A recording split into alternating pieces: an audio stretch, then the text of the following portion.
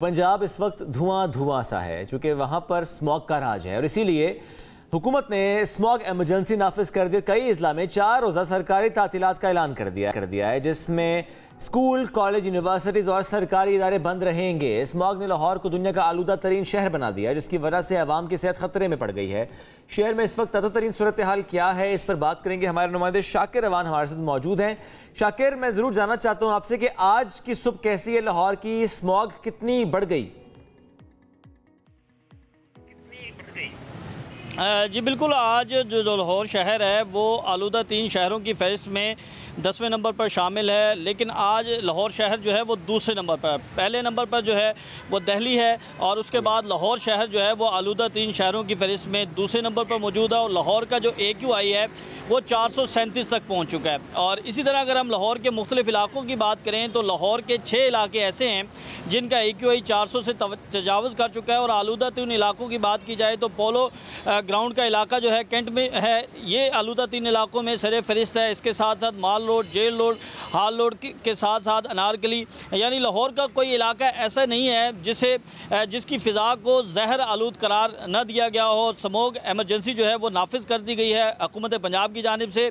गुज़िश्ता रोज़ जारी नोटिफिकेशन के मुताबिक पंजाब के अंदर जो है वो हेल्थ एमरजेंसी के साथ साथ दफ़ा 144 का नफाज भी किया गया और इसके साथ साथ 2 दिन स्कूल, तालीमी इदारे और रेस्टोरेंट्स वगैरह जो हैं वो बंद रखे जाएंगे। और शाकिर क्या क्या एहतियाती तदबीर कहा गया है शहरियों को अपनाने के लिए, फ़ौरन क्या क्या और स्टेप्स लिए जा रहे हैं ताकि कंट्रोल किया जा सके? 4 रोज़ा तो ऐलान कर दिया कि छुट्टी होगी, लेकिन इसके बाद क्या होगा? सिचुएशन कब तक कंट्रोल होती नजर आ रही है? देखिए, पाकिस्तान में जो स्मोक का मसला है वो कई सालों से चल रहा है और ख़ास तौर पर लाहौर की बात की जाए तो लाहौर हर साल इन दिनों में स्मोक की लपेट में होता है और लाहौर का जो AQI है वो सबसे ज़्यादा होता है। और इस हवाले से लाहौर हाई कोर्ट की जानिब से जो है वो सख्त अहकाम जारी किए जाते हैं। धुआं छोड़ने वाली गाड़ियों के हवाले से जो है वो हर हफ्ते एक रिपोर्ट जो है वो अदालत में जमा करवाई जाती है और अदालत जो है वो इस रिपोर्ट का जायज़ा लेती है और इसके साथ साथ अदालत जो है वो एहतियाती तदाबीर और सख्त इक़दाम करने का हुक्म भी देती है। लाहौर हाई कोर्ट के अहकामात के बाद ज़राई इंतज़ामिया की जानिब से पहले सख्त इक़दाम किए गए, अब पंजाब हुकूमत की जानिब से जो है वो इक़दाम किए गए हैं और लाहौर डिवीज़न में स्मोक एमरजेंसी, हेल्थ एमरजेंसी नाफिज की गई है। इसके साथ साथ दीगर शहरों में भी स्मोक एमरजेंसी नाफिज की गई है। हेल्थ एमरजेंसी के दौरान जो है ये हदायत की गई है कि लोग घरों से गैर ज़रूरी बाहर निकलने से इज्तनाब करें, मास्क का इस्तेमाल करें, ग्लासेस का इस्तेमाल करें। बुज़ुर्गों को और बच्चों को हिदायत की गई है कि उन्हें किसी सूरत भी घर से बाहर निकलने ना दिया जाए और अगर घर से निकलना बहुत ज़्यादा ज़रूरी है तो मास्क, ग्लासेस का इस्तेमाल करें। जब घर वापस पहुँचे तो अच्छी तरह आंखों को धो लें ताकि आप स्मोक के मुज़र असरात से महफूज रह सकें। इसके साथ साथ लाहौर के जो अस्पताल हैं वहाँ पर जो शिकायत आ रही हैं ज़्यादातर वो सांस के मरीज़ जो हैं वो ज़्यादातर उनकी शिकायत आ रही हैं। बुज़ुर्ग लोग जो हैं वो ज़्यादातर वहाँ पर रिपोर्ट कर रहे हैं। तो हुकूमत की जानिब से हिदायत की गई है कि अगले आने वाले 4 दिनों के अंदर जो है वो खास तौर पर दफा 144 नाफिज की जाएगी। शाकिर साथ रहिएगा, आप तो हमें अपडेट कर रहे हैं। इस वक्त हमें निगरान वज़ीर माहौलियात बिलाल अफजल ज्वाइन कर चुके हैं, उन्हें भी शामिल गुफ्तगू करेंगे। बिलाल साहब बहुत शुक्रिया। बिलाल साहब, इस वक्त जो पॉलिसी जिसकी हम बात करें कि इमरजेंसी पॉलिसी वहाँ पर नाफिज की जा रही है कि किस तरीके से इस पर काबू पाना है, हम ज़रूर चाहते हैं कि छुट्टी तो हो गई, ज़रा स्कूलों में छुट्टी, रेस्टोरेंट्स का बंद होना वो तो अपनी जगह, लेकिन और हम क्या कर रहे हैं ताकि इसको कम किया जा सके? देखिए, हमारी गवर्नमेंट जब से आई है हम लोगों ने स्मॉग रूल्स 2023 जो हैं पास किए थे। इससे पहले जब भी स्मॉग के ऊपर किसी फैक्ट्री को सील किया जाता था तो उसके अंदर कोर्ट की जजमेंट्स यूज किया जाती थी, लेकिन हम लोगों ने पहले रूल्स किए हैं पास, उसके बाद we tried to implement those rules as well. कुछ लॉन्ग टर्म स्ट्रेटजीज हैं। फॉर एग्जांपल, आपकी जो बर्निंग होती है उसके लिए आपको अपने फार्मर को पहले तो एजुकेट करना है कि आपकी क्रॉप बर्निंग से आपका अपना क्या नुकसान है, आपकी अगली यील्ड कम हो जाती है। सेकेंडली, आपने उसको ऑल्टरनेट टेक्नोलॉजीज भी देनी होती है, जैसे कि एक हैप्पी सीडर है जिसके लिए आपको वो उसके साथ ही आप जो है नेक्स्ट फसल लगा लेते हैं। सो ये लॉन्ग टर्म स्ट्रेटजीज हैं और इंशाल्लाह हम लोगों ने सोचा हुआ है कि इस दफा एग्रीकल्चर डिपार्टमेंट के थ्रू लोगों को हैप्पी सीडर्स भी प्रोवाइड किए जाएंगे ताकि नेक्स्ट टाइम बर्निंग कम हो। बट यहाँ मैं एक दफा पॉइंट आउट कर दूं कि हम लोगों को जो चैलेंज आ रहा है वो Indian side of the border की वजह से आ रहा है। अगर आप कोई भी वेबसाइट जैसे IQ Air है उस पे जाके देखें तो इंडिया के अंदर 5 times द एरिया जो है around Lahore towards Indian border वो जल रहा है और हमारी साइड के ऊपर उतना नहीं है। अच्छा, नहीं बिलाल साहब, मैं जरूर जानना चाहूंगा इस पर, चूंकि मोहसिन नकवी साहब ने भी ये कल मामला उठाया। उन्होंने कहा है कि जो इंडिया में फसलें जलाई जाती हैं उसका इम्पैक्ट यहाँ पर आता है, और वो वफाकी हुकूमत से भी कह रहे हैं कि आप इस मामले को उठाएं। इस वक्त जो लाहौर में स्मॉग है उसमें कितने फीसद कंट्रीब्यूशन इंडिया का है, इंडियन साइड का है?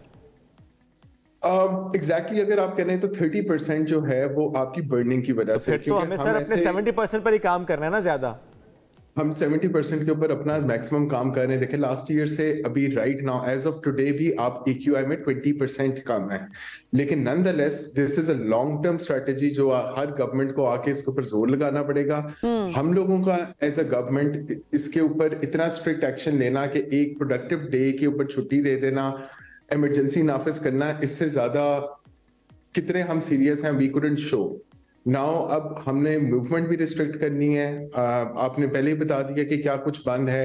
हमने सिर्फ बंद नहीं किए तो शादी हॉल, कंस्ट्रक्शन और फैक्ट्रीज नहीं की, क्योंकि कंस्ट्रक्शन और फैक्ट्रीज के अंदर आपके जो डेली वेजर्स होते हैं उनकी दिहाड़ी 4 दिनों के लिए हम ऐसे नहीं कर सकते, उनका चूल्हा जलना मुश्किल हो जाता है। बट नॉनदलेस बाकी सारा कुछ बंद रहेगा। Shops will be closed on Saturday and Sunday. Of course pressure आता है गवर्नमेंट के ऊपर when we do things like that, but हमें लोगों की हेल्थ के लिए ऐसे सख्त इक़दामात करने पड़ेंगे। ठीक है सर, ज़ाहिर है आपका सेटअप अभी आया है, आपकी हुकूमत अभी है, निगरान हुकूमत से इतने ही सवाल किए जा सकते हैं क्योंकि आपका जवाब भी यही होगा कि हम तो अभी आए और हमने ये स्टेप्स लिए। लेकिन इससे पहले जितनी हुकूमतें हैं उनसे भी यही सवाल है हमारा कि हर साल हम ये देखते हैं कि पंजाब का क्या हाल होता है। ये हम पहली दफ़ा तो शेयर नहीं कर रहे, ये स्टैट्स सबके सामने, और हर साल बढ़ती हुई स्मोक हमें नजर आ रही है। तो उसके बाद इल्जाम लगा देना, मोहसिन नकवी साहब ने भी जिस तरह बात की कि इंडिया की साइड से आ रहा है, वो 30% जरूर है, उस पर भी काम करना चाहिए, वो भी हमारे सामने एक फैक्ट है, लेकिन 70% उसको तो कंट्रोल हमने करना है। और अब जो पॉलिसीज बने,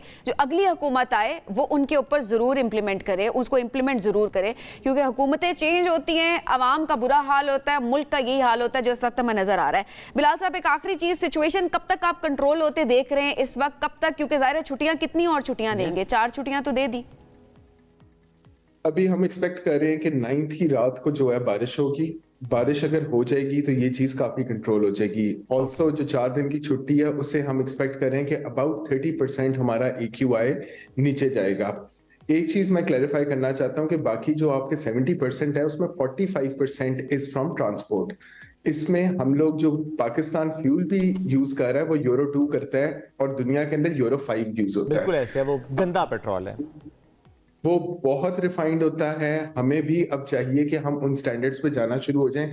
ऑफ कोर्स हमारे economic challenges are there, but we need to decide कि किस जगह के ऊपर we have to take a hit for the environment as well. और इसमें भी जब हम बड़े शहर की बात करते हैं जहाँ पे ज़रा ट्रांसपोर्ट ज़्यादा है, जहाँ पर फ्यूल की खपत ज़्यादा है, और ऐसे में अगर धुआं छोड़ती गाड़ियाँ होंगी तो वहाँ मसला और बढ़ जाएगा। धुआं छोड़ती गाड़ियों के खिलाफ ऐसा जबरदस्त क्रैकडाउन होना चाहिए, इस पर भी कोई स्ट्रेटजी बनाई है आपने, जाके बस हल्का फुल्का सा फाइन किया और छोड़ दिया? नहीं जी, हम लोगों ने गाड़ियां जो हैं वो बंद की हैं इस दफा। जिसका भी सेकंड टाइम चलान हुआ है और धुआं, उसकी हमने गाड़ी जो है इम्पाउंड कर दी है। And we've done not in the thousands but लाखों में चलान किए हैं। तो इस दफा थोड़ी सी अवेयरनेस जो है वो मेरा ख्याल है बेहतर हुई है, बट नॉनदलेस आपको अपने फंडामेंटल्स थोड़े से बेहतर करने की जरूरत है। आपको अपनी सिटीज ग्रीन बनाने की जरूरत है। एक और जो बहुत बड़ा चैलेंज हमारा होता है वो होता है फ्यूजिटिव डस्ट। कंस्ट्रक्शन साइट से, रोड के ऊपर से जो डस्ट उड़ती है ना, वो भी सस्पेंड हो जाती है। और आप देखेंगे लाहौर का पूरा जो नेटवर्क है ऑफ आपकी roads and then all the construction that's happening, उसके ऊपर जब तक छिड़काव नहीं होगा उस आपकी फ्यूजिटिव डस्ट बनती रहेगी। सो अपनी चीजों के ऊपर भी हम ऑफ कोर्स कंट्रोल करने की कोशिश कर रहे हैं, but it's a long term. और बिलाल साहब, ऐसे में हॉस्पिटल्स की क्या सूरत हाल है? क्या वो वेल इक्विप्ड हैं? क्योंकि जाहिर है जिस तरह सांस के मरीज वहाँ पर जा रहे हैं और लोगों को जाहिर है डिफरेंट बीमारियां भी लग रही हैं अब स्मोक की वजह से, तो क्या हॉस्पिटल्स हमारे अब इतने वेल इक्विप्ड हैं कि इतने मरीजों को केटर कर सकते हैं? बिल्कुल कर सकते हैं। और अभी जो हमें ज्यादा कंप्लेंट्स आ रही हैं वो आंखों से रिलेटेड आ रही हैं। आंखें लोगों की इरिटेटेड हैं, स्पेशली लोग जो साइकिल और बाइक्स के ऊपर ट्रैवल कर रहे हैं। इसलिए हम उन्हें कह रहे हैं कि आप लोग ग्लासेस पहने, आप लोग मास्क लगाएं। जो आपकी रेस्पिरेटरी प्रॉब्लम्स होती हैं ना, वो जरा थोड़ी लॉन्ग टर्म होती हैं, वो फौरन ऑनसेट नहीं होता। लेकिन स्टडीज से कि हम लोगों की लाहौर के अंदर 4 से 8 साल हमारी उम्र कम हो गई है बिकॉज ऑफ आवर पोल्यूशन।